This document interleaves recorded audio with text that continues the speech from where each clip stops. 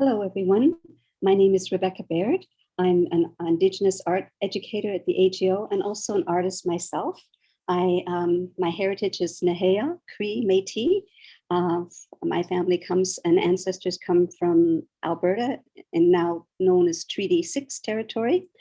And also I have ancestors in Northern Ontario in the territories of the Ojibwe, the Algonquin and Cree people.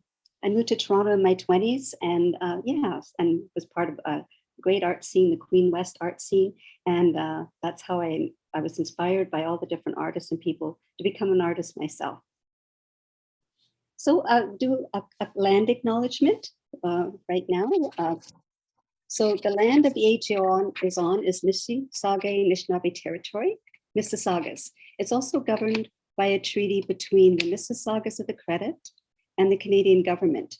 Toronto is Mississauga Anishinaabe territory. It's also been occupied by other Anishinaabe, the Haudenosaunee, and Wendat confederacies.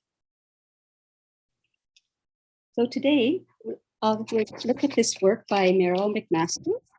She's Plains Cree. Her dad is from Red Pheasant Reserve in Saskatchewan, and her mom was British and Dutch heritage. So I thought we could look at this photograph, have a few questions like, where is this? Where is she photographed? What is she wearing? And what kind of story she is trying to tell?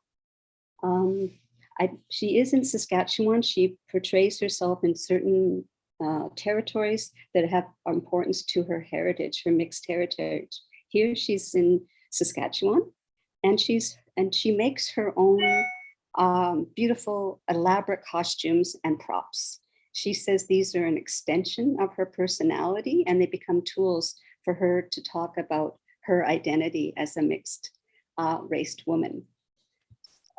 So I'd love you to notice, one of the things is that there's these, if you look at her beautiful coat, you'll see there's like these little bird feet.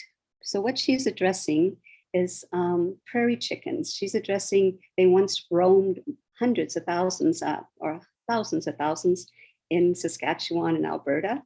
And what happened is due to their loss of habitat, they no longer exist.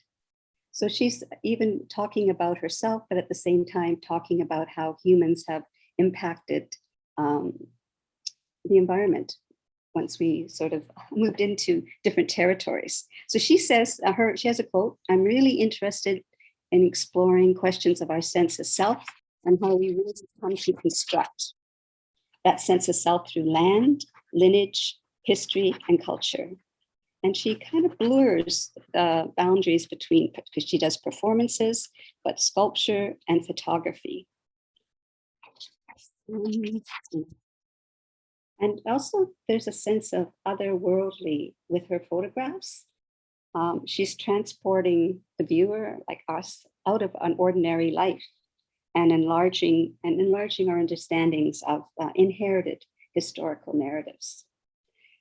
I'll mention a little personal story that how this relates to prairie chickens. My great-grandmother, Victoria Callahoo, when she was 13, went on one of the last buffalo hunts in 1876. It would have been an exciting time. 100 families would have got together at that point. They lived in small bands all throughout Alberta, and they would get together for the buffalo hunt twice a year.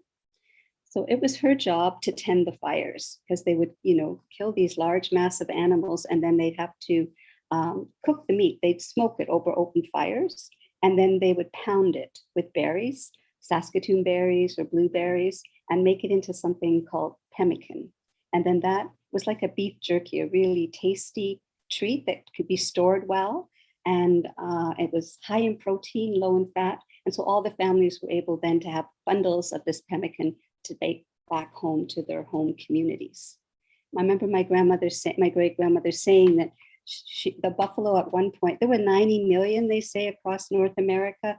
She remembers them as this big, black, moving mass, thundering herd where the buffalo would go by for days. And she never imagined in her lifetime that they would disappear.